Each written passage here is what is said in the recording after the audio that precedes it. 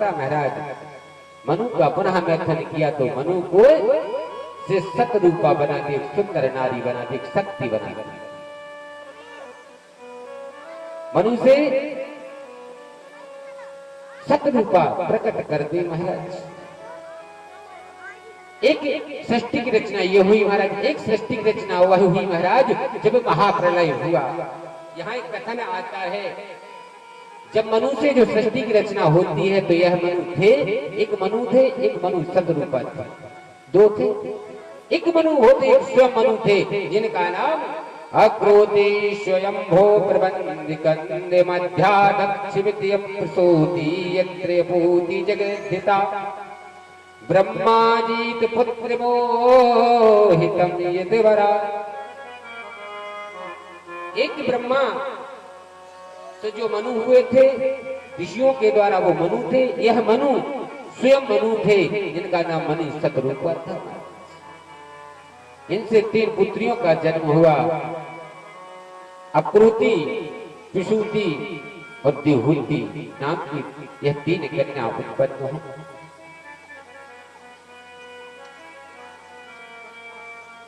कुछ काल गुजर जाने के बाद सतयुग का प्रथम अद्भाव चल रहा था। उस समय एक महाप्रलय पड़ा था महाराज। पहले ही सुंदर सी रचना थी, एक महाप्रलय आया था। उस महाप्रलय को 12 वर्ष तक महाप्रलय चलता रहा। चारों तरफ आकाशवाणी हुई, अंधकार छा गया, तारे टूट के गिरने लगे, नाना प्रकार की आकाश भवंडर आदि होने लगे। आकाशवाणी हुई सप्त ऋषियों को। सप्त ऋषियों ने मनु को बुलाया, राजा मनु 4 वेद, 6 ग्रंथ और 18 प्रणों को लेकर इस सुंदर नौका में सवार हो जाओ। बोले किम कारणे? बोले महाराज एकादशी तिथि माघ के महीने में विशेष बात आती है। एकादशी तिथि माघ की महीने में शुक्ल पक्ष अश्लेषा नक्षत्र में महाप्रलय होने वाला है, इस पृथ्वी का नाश होने वाला है। तब महाराज मैं क्या करूं? आपका आदेश क्या है? बोले मनु जाइए, उस नौका में सवार हो जाइए। इस पृथ्वी पर केवल जल ही जल रहे। यानंदस्य रूपम जलम कृतावासुला वज्रेशवं मनु कष्टिके संज्ञा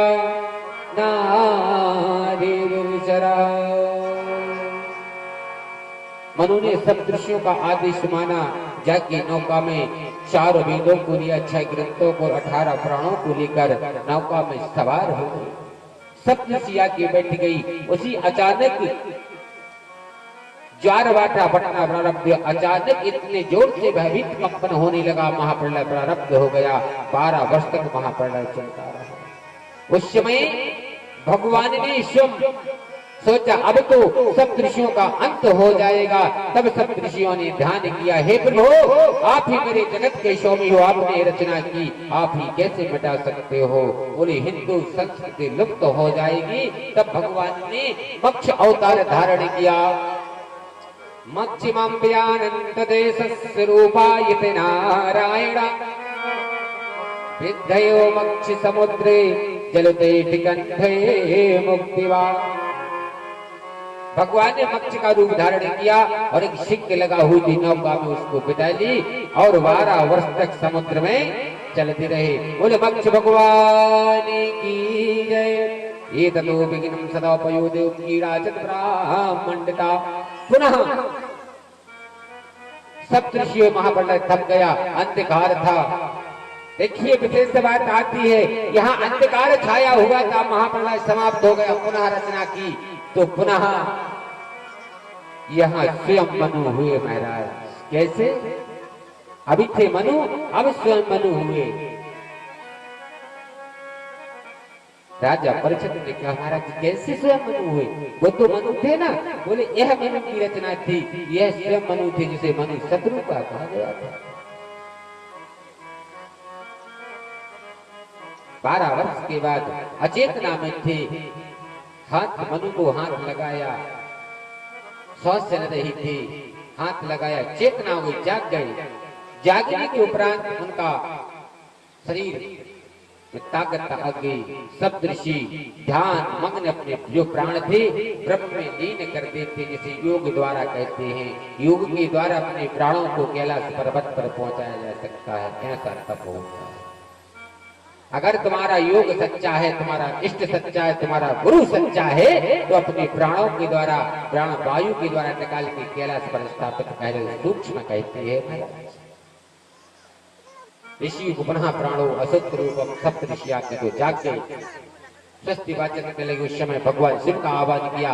भगवान शिव जैसे प्रकट हुए, शिव मनु के ऊपर था, हाथ फेरा, मनु जाग के बैठ गए। मनु के अभूल अंधकार छाया हुआ था। भगवान ने कटी भाग से सूर्य को निकाले दिया और चंद्रमा को निकाले दिया। चंद्रमा स्थापित कर दिया पश्चिम की ओर और सूर्य को स्थापित कर दिया पूर्व की ओर और चारों दिशाओं का निर्माण कर दिया। इसलिए चारों मठ बन गए महाराज। चारों मठों को धर्म कर। अब महाप्रलय आने वाला नहीं।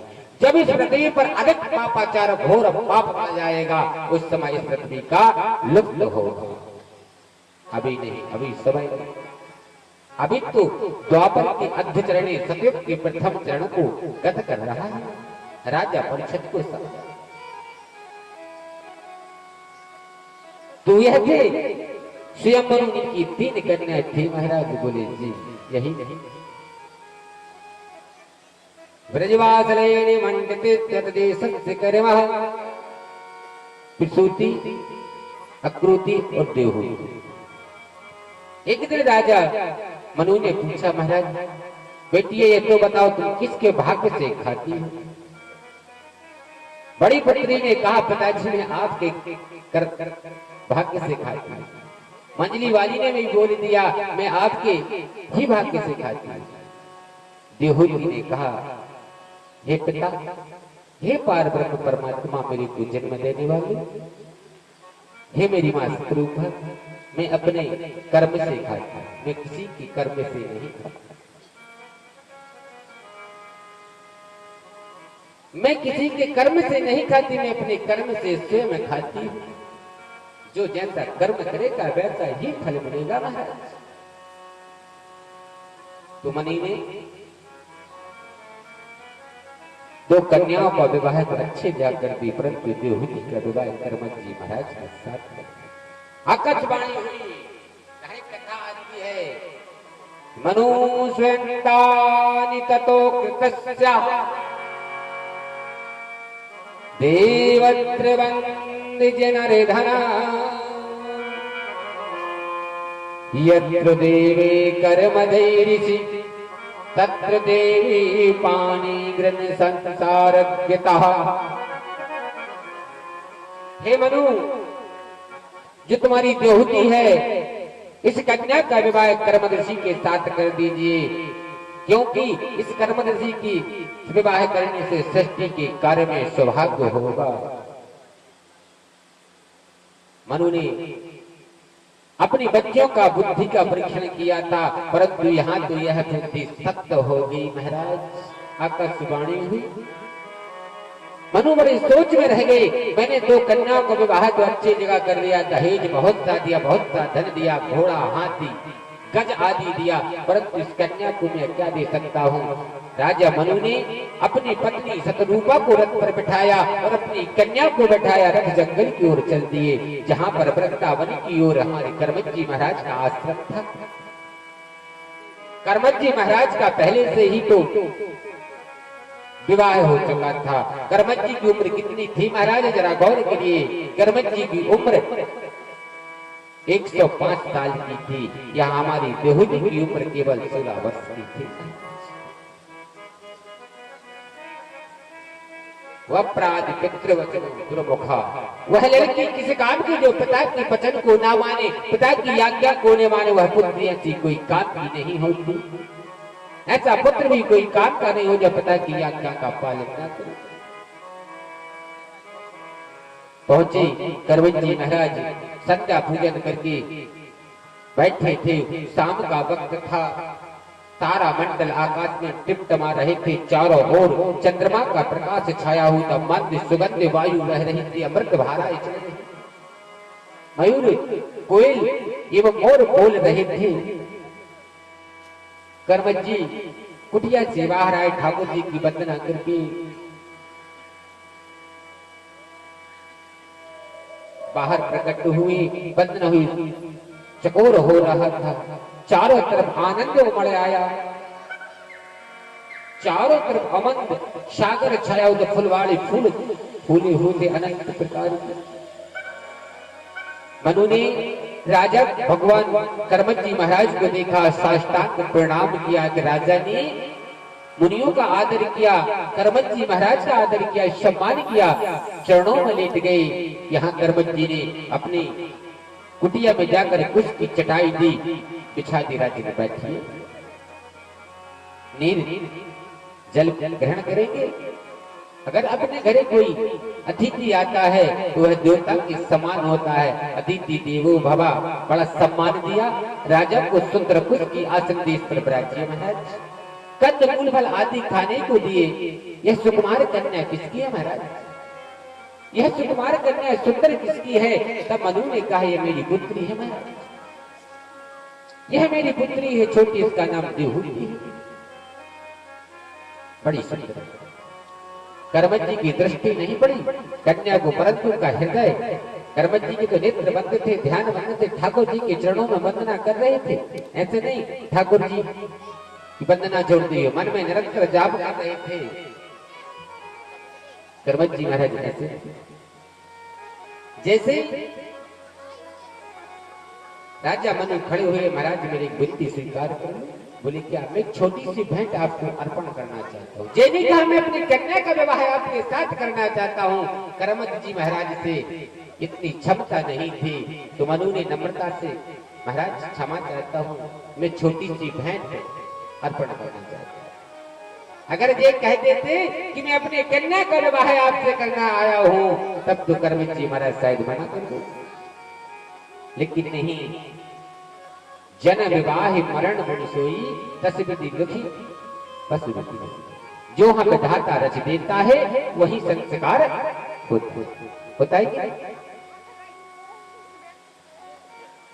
जन्म और मरण और विवाह यह सत्य है, जहां पे धाता ने लिखा वही होगा।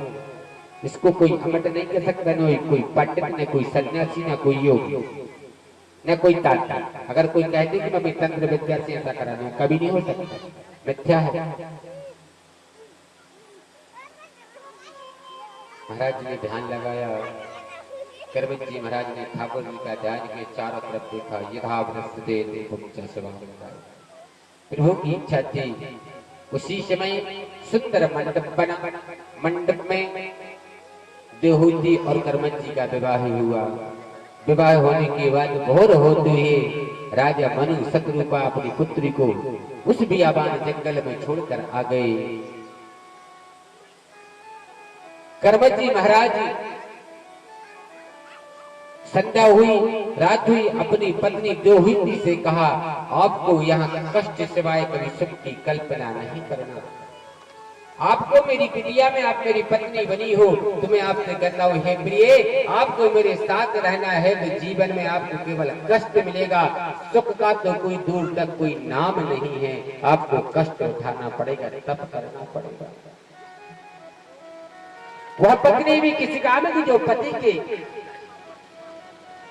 के साथ परिक्रमा करे, अग्नि की परिक्रमा कर दे और पति का साथ न दे, वो पत्नी नहीं होती। महाराज सुख में और दुख में मैं आपके साथ ही रहूं।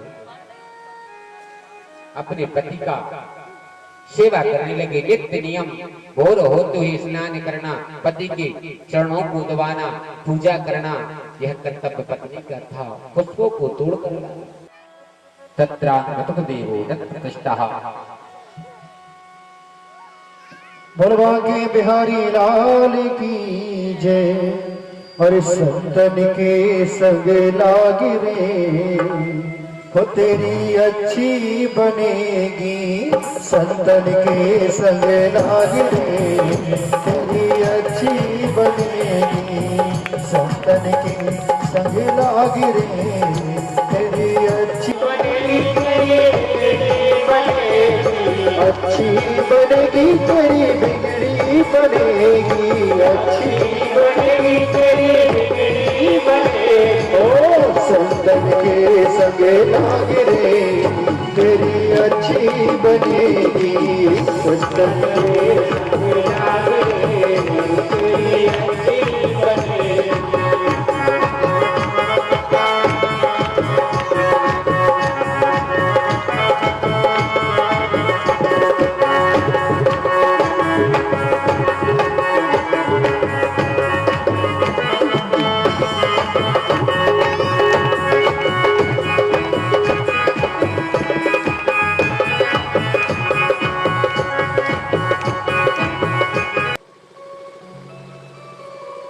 अगर किसी को घर में भोजन ना मिले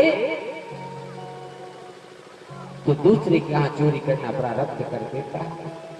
इसी प्रकार भोजन, भजन और नारी यह पर्दा के विशेष होते हैं महाराज। इनको पर्दा में रहने से बड़ी सुंदर बात होती है। जिसने, मैंने कल कहा था, जिस घर में नारी का वर्चस्व ज्यादा हो वह घर पतन की ओर जाता है। इसी प्रकार नारी बड़ी पवित्र वस्तु नहीं, बड़ी पवित्र शक्ति है, उसे वस्तु नहीं कह सकते। बड़ी पवित्र योग माया है, बड़ी पवित्र महाशक्ति। क्योंकि पुरुष घी का काम करते हैं और नारी केवल अग्नि का कार्य करती है, जला के भस्म कर देती है। तब कश्यप जी ने विचार किया, चलो ठीक है। जब कश्यप जी के साथ अपनी पत्नी को बुलवाया, नारायण चारों तरफ भगवान में लज्जित हो गए। कश्यप जी महाराज ने अपनी पत्नी की बात को माना और पत्नी के साथ रमण कर दिया। और रमण करने के बाद जैसे कुटिया से बाहर आए और अपनी पत्नी को श्राप दे दिया। रे दीदी, जिस कारण वस्तु ने मेरे का नियम खंडित किया, मेरे ब्रह्मचर्य को खंडित किया, मैं तेरे को श्राप देता हूँ, मैं तेरे को श्राप देता हूँ। तेरे पास जो, तेरे गर्भ से जो संतान उत्पन्न होगी वो परम दत्त होंगे, परम विशाल होंगे, घोर दुराचारी पापाचारी होंगे। ऐसे श्राप देकर कश्यप जी सरोवर की ओर चल दिए। जाके वहां स्नान किया, अपने यज्ञ को पवित्र को बंधा, पुनः धारण किया, आग की गायत्री का आचमन किया। गायत्री का आचमन करके गायत्री की और पुनः पवित्र फिर ठाकुर जी की वंदना की। यहाँ यदि कुछ काल बाद दीदी के गर्भ में एक दो युगल संतान गर्भ में आ गई। महाराज राजा परीक्षित ने पूछा, महाराज वह कौन थे? कोई नारी तो 9 माह में उगता जाती है कि संतान कब हो। यह दीदी थी। दीदी के गर्भ में, दीदी के गर्भ में 100 वर्ष तक दीदी ने गर्भ धारण किया। महाराज 100 वर्ष, 1 वर्ष तो ठीक, दीदी का पेट इतना बढ़ गया था कि चारों तरफ भूमंडल पर अंधकार छाने लगा। चारों तरफ भूमंडल पर अंधकार छाने लगा। भगवान को ना कोई चाहिए। उसी समय वहां पर ब्रह्मा के मन से उत्पन्न होने वाले ऐसे पार्षद हुए। जय और विजय नाम के जो पार्षद थे, जो भगवान के यहाँ सेवा में लगे रहते थे। उसी समय भगवान के शिव अंश अवतारण सनक सनंदन सनत कुमार भगवान के वैकुंठ को गमन करने लगे।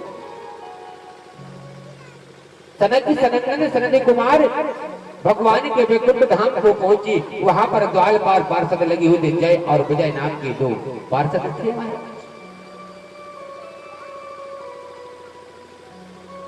जैसे ही सनत कुमार जी महाराज दरवाजे पर पहुंचे, पार्षदों ने प्रणाम किया। बोले, कौन? मैं सनत कुमार में ब्राह्मण। बड़ी कटी भांगी थी, सुंदर छवि। प्रति पार्षदों को आदेश नहीं था, प्रभु का आदेश नहीं था, जब तक मैं ना कहूं तब तक किसी को अंदर नहीं आने देना। तो पार्षदों ने रोका। सनत कुमार जी महाराज को क्रोध आ गया, कमंडल में जल दिया। कोई मंत्र और नहीं था, केवल 3 शब्दों का उच्चारण किया।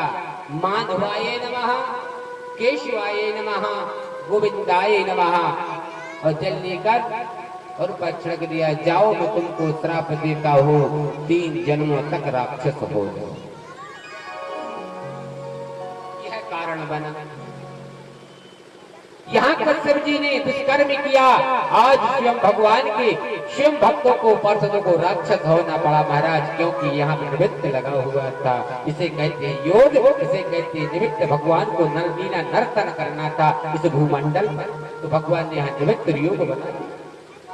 भगवान प्रकट हुए, कामदानाथ जी महाराज प्रकट हुए, हे प्रभु आपके चरणों में बारंबार कोटि कोटि प्रणाम हो, यह आपने अनंत करिए तो हमारी पार्षद थी, यह तो मेरी भक्ति थी, आपने क्या कर दिया। तो भगवान ने वरदान दिया, जय और विजय को जाओ मैं तुमको वरदान देता हूँ, आप 3 बार तक 3 जन्मों तक राक्षस होगे, मैं 3 जन्म तक मृत्यु लोक पर आऊंगा, तुम्हारा उद्धार करूंगा। बोल भाग्य बिहारी लाल की जय। वो जय और विजय नाम के दोनों पार्षद दीदी के घरों में समा गए। गर्भे न संभवा यत्र देवोत्र रूपम दुर्चरा, यत्र दीदी नाम के प्रथम उनको जो आए दीदी के घर में समा गए। यहाँ पर ब्रह्मा विष्णु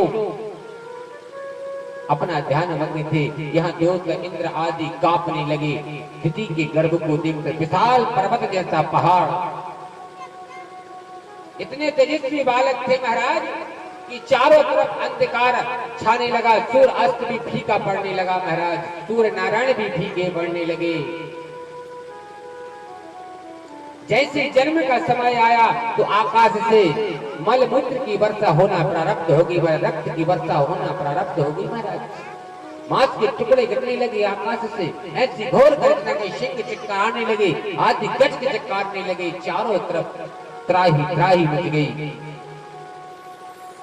तत्रोयन्तु देवानदयो हरणाक्षरण्यकशो महा तपोदैत्यराज तैन गर्वे द्वितीयति संभवा। कश्यप जी महाराज के यहाँ 2 पुत्र हुए, एक का नाम हरणाक्ष और एक का नाम हिरण्यकश्यप हुआ। वो तो ऐसे बढ़ने लगे जैसे शुक्ल पक्ष का चंद्रमा बढ़ता है महाराज, बड़े बलवान थे।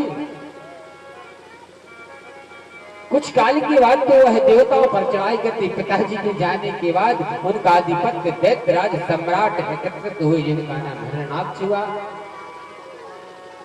देवताओं पर चढ़ाई कर दी, कयाधु को कैद कर लिया, इंद्र को कांपने लगा। इंद्र कई बार परास्त होके दैत्यों से परास्त हो गया। एक दिन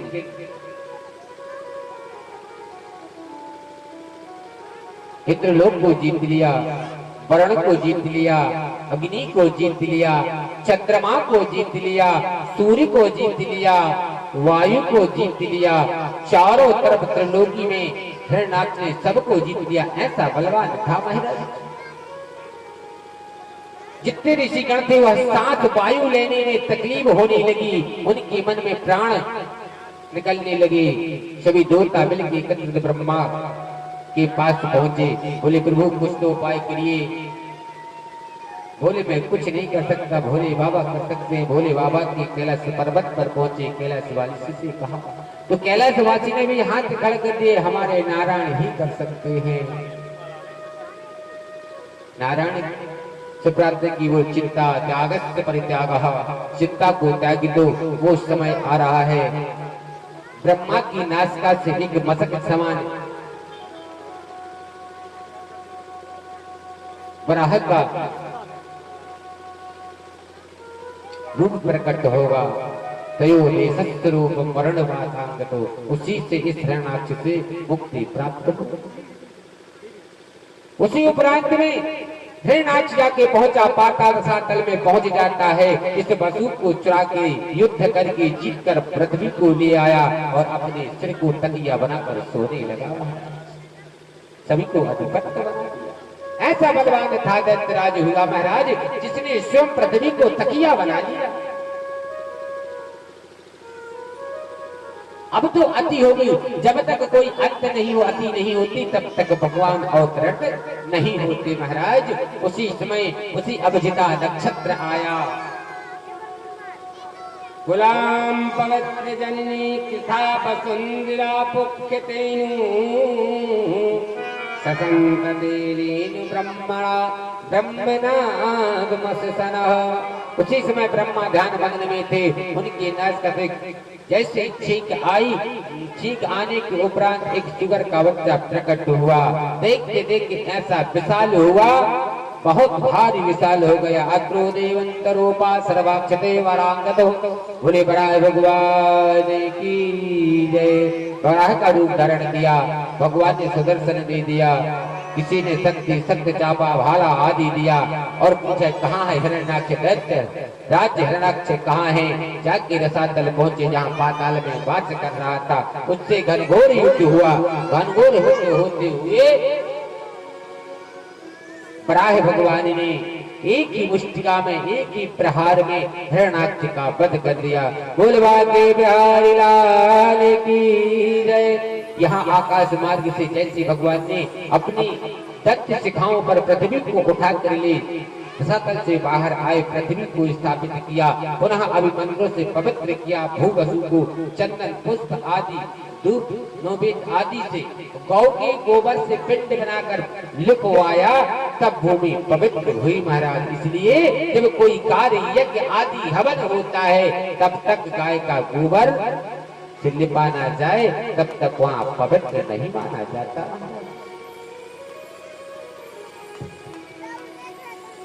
बोलबा के बिहारी लाल की जय। अरे अनमोल तेरा जीवन कैसे गवा रहा है, अनमोल तेरा जीवन कैसे गवा रहा है।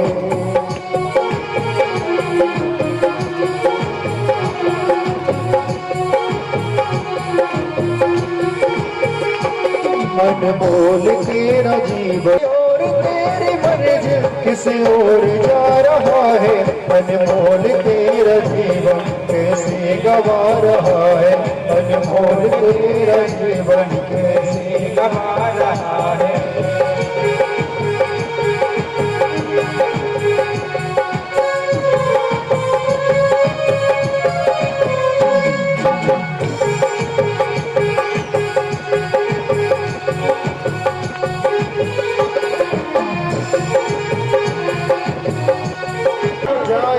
जब यहाँ से कोई न साथ देगा, जाएगा जब यहाँ से कोई न साथ देगा। जिस हाथ जो दिया है उस हाथ जाके लेगा, जिस हाथ जो दिया है उस हाथ जाके देगा। कर्मों की है ये खेती कले आज पा रहा है, कर्मों की है ये खेती कले आज पा रहा है। वो किसी और तेरी मंजिल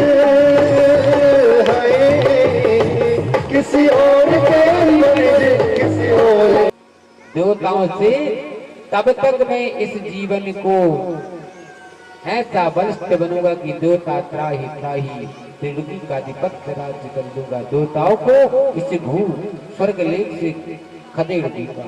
ऐसा संकल्प लेता है वो जाके पाताल स्वरूपा सर्वाक्षते दते असो सुरी राजा। जितनी असुरी विद्या थी उसको ग्रहण किया, फिर भी वह संतुष्ट नहीं हुआ। वह जाके जंगल में चला गया, तप करने लगा, ब्रह्मा को प्रसन्न करने लगा, अभय मांगने लगा, वरदान मांगने की वास्ते। अगर वरदान किसी को कुछ मिल जाता है तो अच्छे कार्यों में लगाते हैं कि नहीं।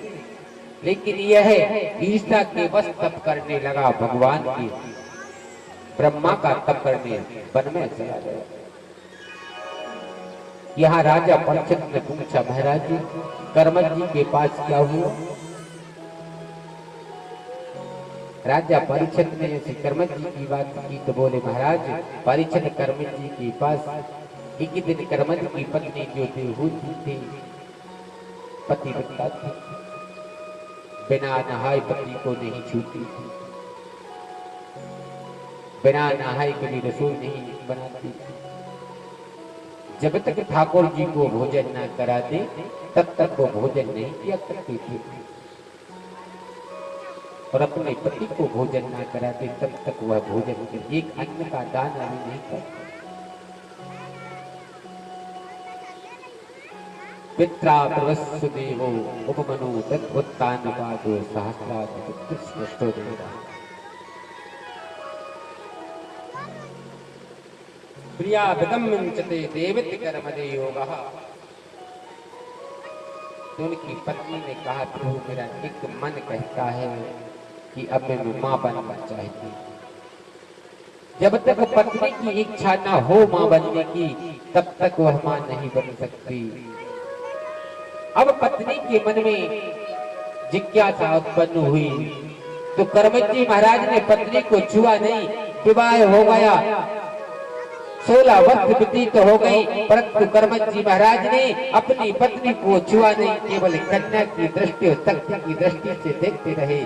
पत्नी को पति का कर्तव्य निभाते रहे, परंतु पत्नी को छुआ नहीं। राजा परीक्षित ने कहा, महाराज पर संतान कैसे हुई?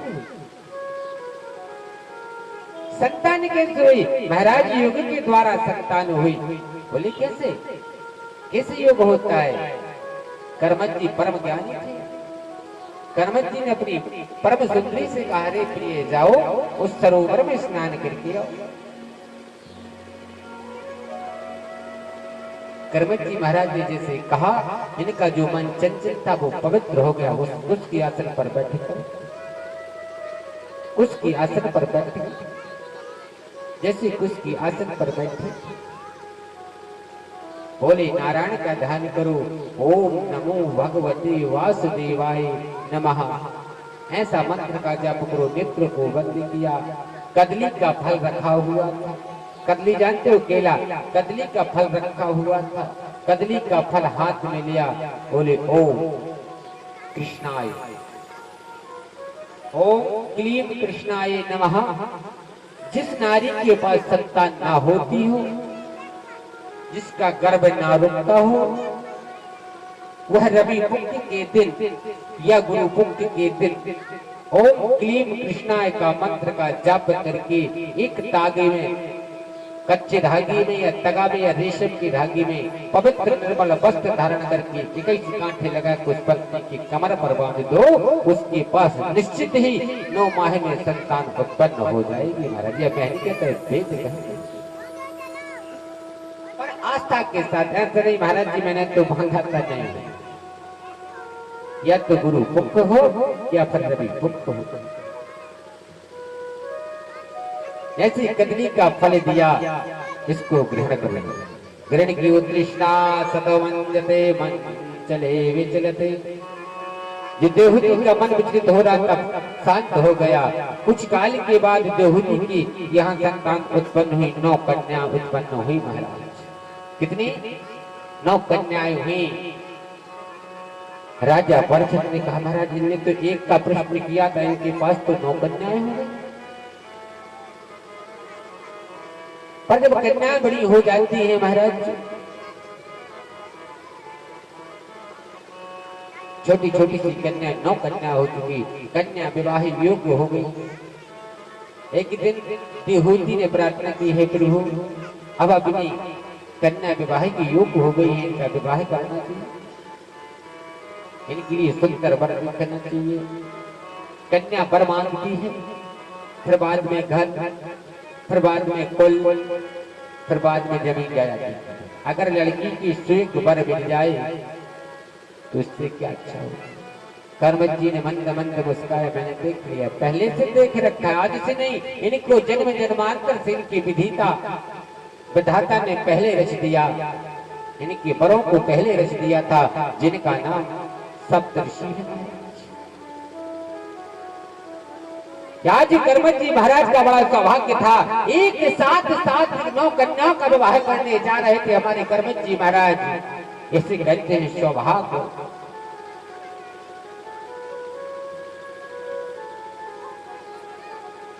ब्रह्माधिपते उच्च सप्तऋषि गति चयो दिवान प्रियोदेत दीमाति अंजुया विभूषयतेना कारितिगाम यंग्री पुलिस भासे निकन्या नत कन्या नावे जनाम सते मंडपते पूजते नति गौरी संजरा। सुंदर मंडप बना,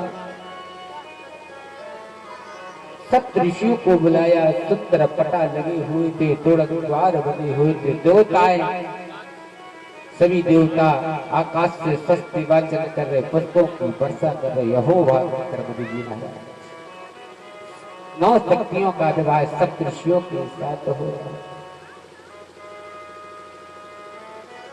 आज कर्मठ जी महाराज कन्यादान लेने के लिए बैठे हैं मंडप के नीचे। हमारे प्रिय बंधु कन्यादान, जिसने कन्यादान ले लिया उसने जीवन में कुछ नहीं किया। जिसने एक बार कन्यादान ले लिया मानो उसने यज्ञ पूर्ण कर लिया। जिसने गौदान कर दिया मानो उसने यज्ञ का फल प्राप्त पा लिया। जिसने भूमि दान कर दी जानो उसने यज्ञ का दान प्राप्त कर लिया। जिसने अन्न दान कर दिया मानो उस यज्ञ का फल प्राप्त हो गया। जिसने जीवन में, मनुष्य को जीवन में केवल 4 दान करने चाहिए, भूमि दान, गौदान, कन्यादान और विद्यादान। जिसने यह 4 कर दिए तो जानो उसका जीवन सफल हो गया। अगर उसने जीवन में, ऐसा नहीं कि एक एकड़ दे दो, नहीं, भूमि कहाँ दान करना चाहिए ये बात नहीं है। मैं ये नहीं कहता किसी पंडित को दान कर दो, मैं ये नहीं कहता किसी सन्यासी को दान कर दो। जहां तुम्हारे ग्राम में यज्ञशाला बनी हो या कोई मदरसा स्कूल बन रहा हो वहां दान करना चाहिए, सत्कर्मों में दान करना चाहिए, तब उसका फल प्राप्त हो जाए। नहीं महाराज जी हमने पंडित जी हो 1 एकड़ जगह दी थी, हमें कुछ फल ही नहीं मिली। अब पंडित जी ने 1 एकड़ जगह का पर बेच के दारू पी लेके का कर लो, वो को कोई अर्थ नहीं है, व्यर्थ है। अगर ब्राह्मण को दान देना है तो तुलसी के पत्र में दान देकर दान दीजिए ताकि तुमको फल प्राप्त हो सके। ऐसा दान कोई काम का नहीं होता। जिस ब्राह्मण को दान दे, केवल ब्राह्मण को तुलसी के पत्र में दान कर दीजिए। नहीं, पंडित जी की हमारी गलों काट रहे जी, तुलसी के पत्ता में दान घर के दान देना चाहिए, तब आपको दर का फल प्राप्त होगा। ततो भृगु सहते कश्यपे पचकन्यान यतु देवो। जैसे 5वीं कन्या कश्यप जी महाराज को दी महाराज, यत्रो पुलस्ते मयो अनिसुईया दियप्ति अंग्री। अनिसुईया वो अंगी को दे गई। अनिसुईया परम सुंदर थी परंतु भगवान की अनंत कोटि भक्त थी महाराज। इनसे बड़ी भक्त पूजा कोई नहीं था दुनिया में। भृगु ख्याति वसिष्ठ अंग्री तयोद देवानाम अपरधरा ध्यायन्ति साति कन्या कालिंदी मयो चापाति सुप्रिया। इन कन्याओं का कन्यादान करके महाराज कर्मठ जी अपनी पत्नी के संग पुनः अपनी कुटिया में लौट आए, वहां पर बैठे। यहाँ पर कर्मठ जी महाराज ने सोचा मेरी पुत्री का विवाह तो हो चुका, अब क्या करना, कुछ नहीं करना, पति की सेवा करने लगी। एक दिन कर्मठ जी महाराज ने विचार किया अब तो तप करने के लिए जाना चाहिए। कर्मठ जी महाराज ने अपना कमंडल लुटाया और पत्नी से ये नहीं कहा कि मैं कहाँ जा रहा हूँ। कर्मठ जी महाराज ने कमंडल उठाया, बोला मैं ध्यान पे जा रहा हूँ। हिमालय की सिकंदरा में जाके तप करने लगे कर्मठ जी महाराज। यहाँ उनकी कर्मठ की पत्नी अपने पति की पादुकाओं की पूजा करने लगी। कुटी बनी थी, कुटी के ऊपर की घास जल की राख हो गई, उड़ गई, केवल पत्ते व झगड़े बचे हुए थे, छाया नहीं थी। इनकी पत्नी अपने पति की पादुकाओं की पूजा करते करते तुरंत जर्जर हो गई। पेट जो था पेट से चिपक गया, बिल्कुल दुबली पतली हो गई। कर्मठ जी महाराज 30 वर्ष बाद अपनी पत्नी की स्थिति पुनः यहाँ कर्मठ की पत्नी जो होती सूख के पत्ते खाती, कभी जल पी के रहती, कभी वायु पी के रहती, ऐसा तप किया। कर्मठ जी महाराज जैसी आए, केवल तटवर साड़ी थी वो भी फटी हुई थी, अपने तनों को ढकी हुई थी। अपने मन की साड़ी नहीं फटी थी, मन नहीं हटाया था, पति से मन नहीं हटाया, मन पति के चरणों में ही लगा के रखा था। बेहुदी ऐसी पवित्र नारी थी महाराज। केवल मन तो पति के चरणों में लगाया, पति के मुखमंडल पे नहीं, पति के चरणों को, पति की लंबी आयु की प्रार्थना करती थी। इसे कहते हैं पत्नी, इसे कहते हैं नारी, इसे कहते हैं तेजस्वी शक्तिशाली जगदम्बा स्वयंव्याधिकरणे शतरूपम देवहूति नत कर्मा। जो नारी अपने पति की लंबी आयु की कामना करती है उससे बड़ी कोई शक्ति नहीं हो सकती। अगर ऐसी उसकी पत्नी हो उसे काल भी नहीं खा सकता। महाराज जैसी आए जर्जर थी, करमत जी महाराज ने देखा, चारों तरफ नजर उड़ाकर देखा, पूरा पतझड़ हो चुका था, जेठ का महीना था, वहां कुछ छाया नहीं थी, वहां सुंदर एक सरोवर भरा हुआ था। बोले माई भिक्षा मांगे, माई क्या मेरे को जल मिलेगा पीने के लिए, किसका श्रम है। जैसे ही ने अपनी पत्नी से माई का शब्द उच्चारण किया, माँ का शब्द उच्चारण किया, देवहूति अपने पति की आवाज को पहचान गई, स्मृति जाग गई, तत्काल चरणों में साष्टांग प्रणाम किया। प्रभु आपको तब करने में किसी प्रकार की बाधा तो नहीं है। देखिए इसे कहते हैं पत्नी के लक्षण, कहते हैं अच्छे से तब हो गया आपका ध्यान अच्छे से हुआ। कौन? देवहूति। हाँ प्रभु मैं आपकी पत्नी, आप मां मत बोलिए, मैं लज्जित होता हूं। मेरे को नरक की जगह नहीं मिलेगी अगर अपने मां का शब्द उच्चारण कर दिया। हे प्रिय, तू मेरी अर्धांगिनी है, इसलिए तू एक मां का भाव भी मैं आपको प्रदान करता हूं। जब मैं तेरे को वरदान देता हूं, तू एक समय मेरी माई बनी, तू मेरी शक्ति बनी, तू मेरी औज बनी, इसी से मैं तब को प्राप्त किया। जाओ प्रिय स्नान करके, देखिए यहाँ करमत जी महाराज की क्या सुंदर लीला हुई। जाओ पुनः स्नान कर, अभी तुमने स्नान किया, बोले जाओ पुनः स्नान करके आओ। जैसे स्नान करने गई, जैसे का शरीर जो जर्जर था, कमजोर हो गया था, स्नान करने के बाद करमत जी महाराज ने इतनी ब्रह्मलीनो चलो कृष्ण देवो योग विहारणा, इन योग के द्वारा पुनः जो पतझड़ था वहां हरियाली छा गई चारों तरफ। बेला आदि मयूर पीक चकते, गुलाब आदि के पुष्प लताएं छूने लगे, गुंजन गान करने लगे, मधुर मयूर पेंकते, कोयल कूकने लगी, चारों तरफ कूकने लगी, भौरा गान गाने लगी। जैसे स्नान करके बाहर निकली, परम सुंदरी की देह पुनः यौवन अवस्था में प्रकट हुई। हमारी देवहूति आके प्रभु को प्रणाम किया, प्रभु को प्रणाम किया, तब इनको मन में भाव प्रकट हुआ कि मेरे पास कोई पुत्र होता, सुत होता। ये तो स्वतः दृष्ट देवानां गतते हुई कर्मः। जैसे इनके भाव में प्रकट हुआ तो भगवान करमत जी महाराज ने पुनः एक बार अंजलि जल लिया और आचमन करने को कहा और योग द्वारा पुनः गर्भस्थ कर दिया। गर्भयो वे संसतेन देवोत्तरूपाय उच्चतेन देवं प्राणी यशभवा। तो इनकी गर्भ से कपिल भगवान का अवतरण हुआ। वह कपिलांगतो सदे सस्यै अभिजिता नक्षत्राणि द्वादशी त्रियांगतो। द्वार 12 के दिन अभिजिता नक्षत्र दिन रविवार शुक्ल पक्ष था, उस समय हमारे श्री कपिल भगवान का प्रकट हुआ। बोले कपिल भगवान की जय। बोल बांके बिहारी लाल की जय। हो करता रहे बच की बरसात है, हो मुरली वाले की क्या बात है, मुरली वाले की क्या बात है, मुरली वाले की क्या बात है। हो करता रहे बच की बरसात है, करता रहे बच की मुरली वाले की क्या बात है, मुरली वाले की क्या बात है।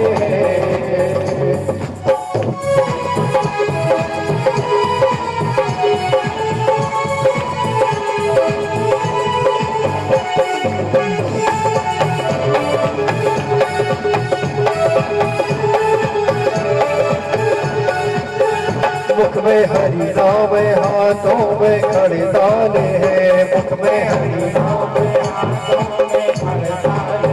ओ भक्त निर्धन के सब काटे जंजाल है, भक्त निर्धन के सब काटे जंजाल है। ओ हरि नरसिंह का जब भाई मन बहुत रंग है, छिन छिन बदले सो, एक रंग में जो रहे सौ बिरला को।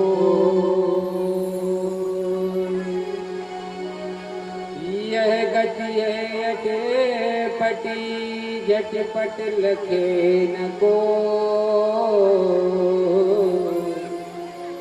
जो मन खटपट मिटे चटपट दर्शन हो। ते भबुरे रघु में रंगे भक्त रंगे अनमोल, तरस मात मन खो है कपिल दिए दर्शन हो। जिसके मन में खोट हो उसे कभी दर्शन नहीं हो सकता, जिसके मन में अटपटा लगता हो भक्ति करने में आलस आता हो उसे भगवान की प्राप्ति नहीं हो सकती। ऐसी बात की कपिल जी भगवान को मैया तो भूल गई। यहाँ कपिल भगवान ध्यान करने लगे। यहाँ राजा परीक्षित ने पुनः पूछा, महाराज अब वंशावली बढ़ती, सूर्यवंशी राजा जो थे, चंद्रवंश जो सूर्यवंशी राजा थे उनके वंश की कथा। चंद्रिकाराजस्ते देवेन्द्र रूपम देवेन्द्रिया यत् राजो शिवन नारदो यत् वाचः। एक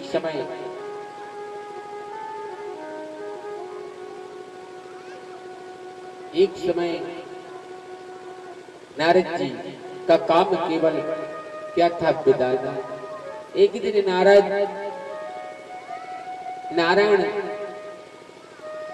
के वैकुंठ लोग जानते हैं, हाथ में वीणा रहती है और अपनों को श्रेष्ठ भक्त मानते हैं। भगवान का सर्वश्रेष्ठ भक्त के हमसे बड़ा दूसरा भक्त नारायण का कोई नहीं। यहाँ अत्रि के आश्रम पहुंचे। अत्रि तो परम ज्ञानी परम सत्य थे, परम पुनीत थे, परम ज्ञाता थे। पूजा कर रहे थे अत्रि मुनि। उनकी पत्नी को देखा, इनका मन मुग्ध हो गया। बड़ी सौंदर्य कटिभांग थी, जिनको देखने के लिए आंखें तरसती थी, देवता तरसते थे। ऐसी सुंदर थी भगवान ने, ऐसी सुंदरता। परंतु अनुसुईया जैसी नारी इस भूमंडल पर दूजी नहीं होगी महाराज। नारद जी ने अनुसुईया को प्रणाम किया, अत्रि को प्रणाम किया। अब इनके मन में एक प्रश्न चिन्ह लग गया। नारद जी ने वीणा उठाई, श्रीमन नारायण नारायण नारायण, श्रीमन नारायण नारायण नारायण, श्रीमन नारायण नारायण नारायण, श्रीमन नारायण नारायण नारायण, श्रीमन नारायण नारायण नारायण, श्रीमन नारायण जय हो, श्रीमन नारायण नारायण नारायण, श्रीमन नारायण नारायण नारायण। बोल वृंदावन बिहारी लाल की जय हो। नारायण का जाप करते हुए विष्णु लोक को गए, जहाँ पर हमारे क्षीर सिंधु दयालु भगवान लेटे हुए थे, शेष दैया पर शयन कर रहे थे। वहां पर माता लक्ष्मी जी स्वयं अपने पति के चरणों की सेवा कर रही थी। देखिए, पत्नी अपने पति के सिर के पास नहीं बैठी थी। स्वयं त्रिलोकी की माता जगत जननी महालक्ष्मी अपने पति के चरणों के पास बैठी हुई थी और अपने पति के चरणों को दबा रही। तब राजा परीक्षित ने पूछा, महाराज किम कारण, कौन सा कारण था जो स्वयं महाशक्ति महालक्ष्मी अपने पति के चरणों की सेवा किया करती थी? बोले, महाराज जो नारी अपने पति के चरणों की सेवा करती है उस घर में कभी शनि का दुर्भाव प्राप्त नहीं होता। बोले क्यों? कौन सा कारण है? बोले स्त्री के हाथ में लक्ष्मी का वास होता है और पति के पैरों में शनि का वास होता है, इसलिए शनि अपनी माँ से कभी चरणों को नहीं छुआता, इसलिए शनि दूर होता है। अगर आज संसार की नारी से कह दिया जाए कि अपने पति की सेवा करती हो या नहीं, तो बोले हाँ हम नहीं कर, भगवान जाने। हमें खुद के सजवे सवरवे से टाइम नहीं मिले, पति की सेवा क्या करें? जो भगवान ही सुंदर देह दी है उससे बड़ा सुंदरता कोई नहीं है। किसी प्रकार की पुट्टी और काजल करने से सुंदरता नहीं होती महाराज। जो प्रकृति ने रचा, परमात्मा ने रचा, उससे बड़ा सुंदर नहीं होता। जिसका मन सुंदर हो वही सुंदर होता है महाराज। दिखावटी दर्पण मत देखो, दिखावटी दर्पण देखने से कोई फल प्राप्त नहीं होता महाराज। यह अनुसुईया अगर सुंदरता की बात करें तो कामदेव भी लज्जित हो जाते थे महाराज, ऐसी सुंदर परम नारी थी, परंतु पतिव्रता थी। नारायण को प्रणाम किया, बैठ गए, बैठ के प्रणाम किया। बोले नारद, नारदन्वाचस्य देशस्य कर्णा प्रिया माते लक्ष्मी उदम्बाचः। मैया मैं आपसे कुछ बात करना चाहता। बोले कहिए नारद क्या बात है? मैंने सुना अत्रि की जो पत्नी है, नारद ने ये नहीं कहा, मैंने सुना है जो अत्रि की पत्नी अनुसुईया है उससे बड़ी पतिव्रता नारी दूसरी कोई नहीं इस भूमंडल पर। लक्ष्मी जी ने कहा हमसे बड़ी पतिव्रता नारी? बोले हाँ मैया मैंने सुना है ऐसा। बोले क्यों? बोले वहां पर चर्चा लगी हुई। भगवान जाने लक्ष्मी जी के मन में कहा किसी से नहीं कहना, ये नहीं बताना, पार्वती जी से भी नहीं कहना कि ये बात। जाके इन्होंने सोचा अब क्या किया जाए। विष्णु लोक से जाके शिवलोक कैलाश पर्वत की ओर चले गए। तत्रे शिवांगत देवामांगत पार्वती तत्त पूजते नंदी सर्तवादे जटा वासम भस्मीकृतः। यहाँ पर हमारे भोले बाबा बैठे हुए थे, ध्यान में थे। मैया अपने पति की सेवा करके दरवाजे पर बैठे पति का जाप कर रही थी, पति के नाम का जाप कर रही थी। ओम नमः शिवाय, ओम नमः शिवाय, ओम नमः शिवाय, ओम नमः शिवाय। ये अपने पति के मंत्र का जाप कर रही थी। यह इनके पति ओम नमो भगवते वासुदेवाय नमः, ओम राम रामाय नमः अपने इष्ट को मैया को प्रणाम हो। मैं ब्रह्मा का पुत्र नारद, मैं पहचान गई। नारद कैसे आगमन हुआ? मैया मैंने सोचा क्यों ने भोले बाबा के दर्शन कराऊं, कहना क्यों ना मैया के दर्शन कराऊं। बहुत दिन हो गए, बहुत समय व्यतीत होगा मेरे दर्शनों की अभिलाषा। मैया मेरे मन में एक प्रश्न खाया जा रहा है। बोले क्या बेटा कहिए? मैया किसी से कहिए ना। बोले क्यों? मैंने चर्चा सुनी है विष्णु लोक में कि अत्रि की पत्नी जो अनुसुईया है, देखो नारद जी ने बता दिया, अत्रि की पत्नी जो अनुसुईया है उससे बड़ी पतिव्रता नारी दूजी कोई नहीं है। यहाँ विष्णु लोक में सुन के आया मैं। और ये पति लक्ष्मी नारायण से नहीं कहना, लक्ष्मी जी से नहीं कहना, नहीं तो मैया क्रोधित हो जाएगी। पार्वती ने कहा हमसे बड़ी? मेरे प्रभु अनादि अनंत है, अखंड है, अछेद है, इनका कोई अंत नहीं है। न पाताल तक अंत है, न स्वर्ग तक अंत है, किसी ने पता नहीं लगा पाया। प्राणों के नाथ आधार को इनसे बड़ा तो दूजा दुनिया में कोई पति नहीं, हमसे बड़ी पतिव्रता नारी नहीं हो सकी। मैया आप जानो, आपका काम जाने, मैं तो चला, मैं तो चला, पर कहना नहीं किसी। पार्वती चकित हो गई सोचने में, सोचने पर विवश कर दिया नारद जी ने। ऐसे शब्द कह दिए, कटु वचन कह दिए। नारद जी ने पुनः बीड़ा उठाई, जाके ब्रह्म लोक को पहुंचे, जहां ब्रह्मा जी वेदों का कथन कर रहे हैं। ब्रह्माणी को देखकर प्रणाम कर कहने लगे, भैया आपके चरणों में कोटि कोटि प्रणाम हो। बोले नहीं नारद, कहां से, आज कैसे स्मृत हुए? मैया मेरी मन में भाव हुआ, क्यों ने माँ के से बहुत दिन से नहीं मिला, मैं माँ से मिला, माँ को प्रणाम किया। मैया मैंने एक शब्द सुना, बोली क्यों? बोली शीघ्र हिमालय पर चर्चा लगी थी, अत्रि की जो पत्नी है वो बड़ी पतिव्रता नारी है, हमसे भी बड़ी। जिसके पति के 5 सिर हो, उससे बड़े पतिव्रता नारी हो सकती है कोई? ब्रह्माणी को भी अभिमान था कि हमसे बड़ा हम देवताओं की पत्नी है, ईश्वर की पत्नी, हमसे बड़ा पतिव्रता कोई नहीं। भाई भगवान की ईश्वर में मिला थी, यो भगवान चाहे प्रभु चाहे तत्काल, मन चाहिए होती नहीं, प्रभु चाहिए तत्काल। प्रभु ने सोचा था इनको घमंड तीनों देवियों को बड़ा भूत है कि हम तीनों देवों की पत्नियां हैं, हमारा कोई कुछ नहीं कर सकता।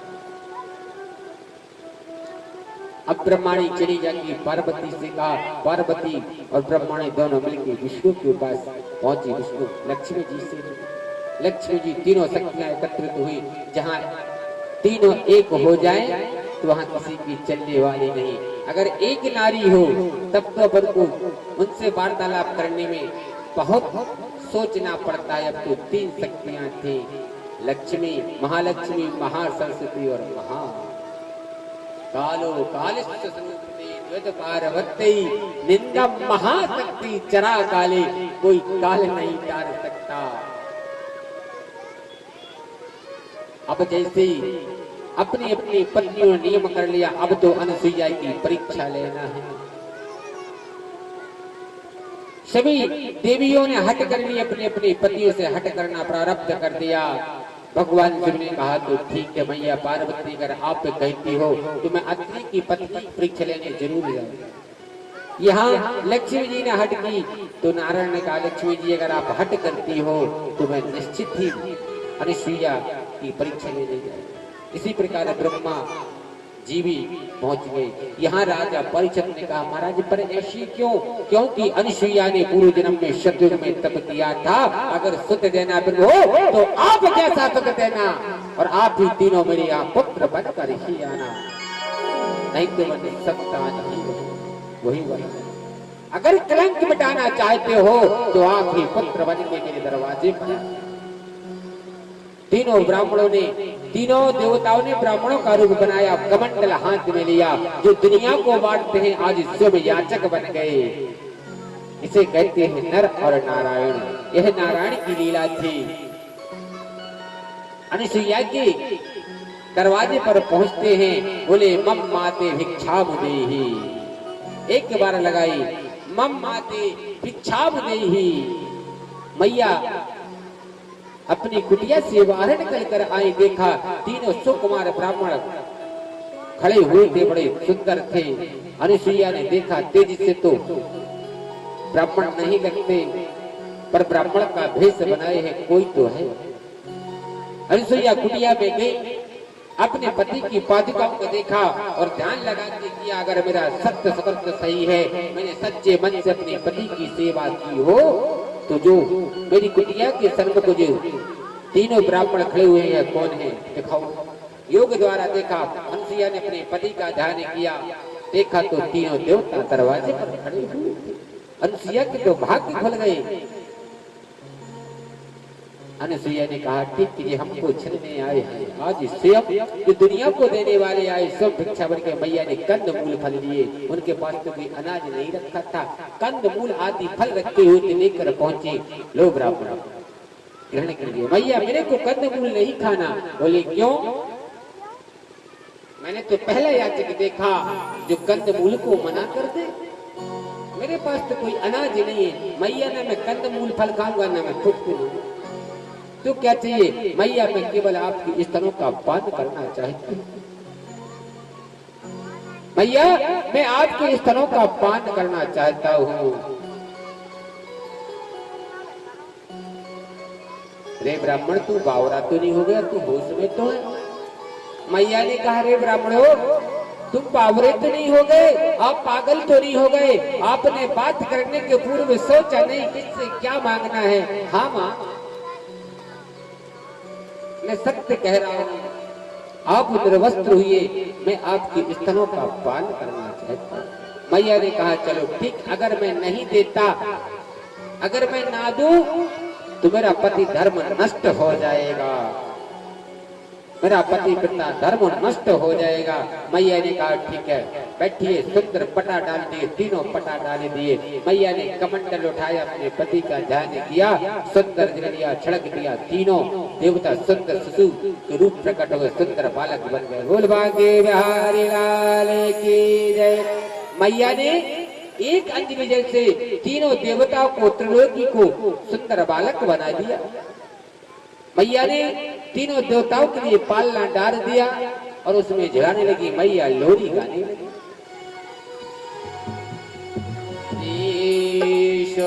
नारे ललारे दुलारे देश तेरा बिन श्याम करो, कटि भागी छवि न बिलो,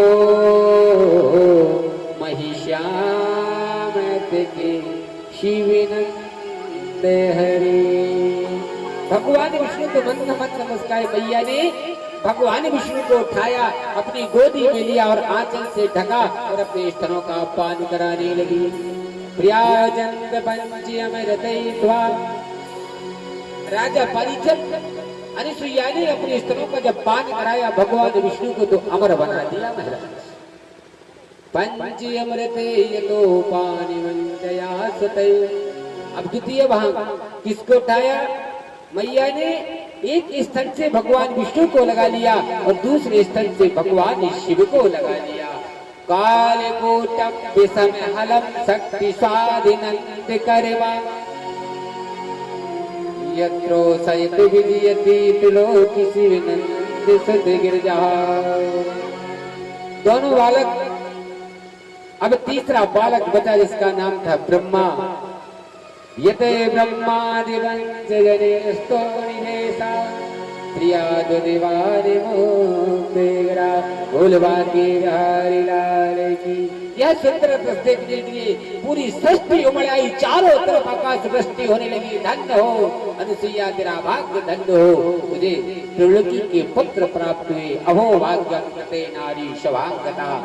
ऐसी अगर इसके घरे नारी प्राप्त हो जाए उसका घर तो जीवन घर नहीं, वो घर नहीं रहेगा, वो मंदिर बन जाएगा, स्वर्ग से अधिपति की प्राप्ति हो जाएगी महाराज। जैसे ही कुछ समय व्यतीत हो गया, अब माताओं ने देखा मेरे पति अभी तक लौट के नहीं आए। एक हफ्ता व्यतीत हो गया, दूसरा हफ्ता व्यतीत हो गया। अब तो तीनों देवियां जैसे कब जल के बिना मछली फड़फड़ाती है उसी प्रकार तीनों देवियां फड़फड़ाने लगी और जाके अपने पतियों को ढूंढते हुए अनुसुईया के आश्रम में पहुंची और मैया से कहती है क्या? माते पते सोतने ने गयो, मम दे परीक्षा सोते हरियो। मैं कुवेती परी मत की तजिमात सकल हरिनाथ। हे मैया मैं कुबुद्धि थी, मैं मूर्खी थी, मैंने अपने पति के लिए आपके आश्रम भेजा था, मेरे पति नहीं मिले। 3 हफ्ता व्यतीत हो गया, मेरे पति का कोई मालूम नहीं। मैया बताओ कहाँ? आपने कहाँ भेजा था? मैया ने कहा रे बेटा तुमने कहाँ भेजा था? मैया मेरे को कहने में लाज आती है। बोली क्यों? मैंने तो आप ही की परीक्षा लेने के लिए भेजा था। अच्छा आपने भेजा था? बोले हाँ। हमारे तो आपके पतियों को तो नहीं देखा, परंतु मेरे पास तो 3 पुत्र हैं। एक का नाम ब्रह्मा है, एक का नाम विष्णु है, एक का नाम शिव है। वो पल्ला में झूल रहे हैं, देखो। अरे माता अनसुईया ने डाल दियो पालना, माता अनसुईया ने डाल दियो पालना, झूल रहे तीन देव बन करके लालना, झूल रहे तीन देव बन करके लालना, ओ झूल रहे तीन देव बन करके लालना, झूल रहे तीन देव बन करके, तीन देव बन करके लालना।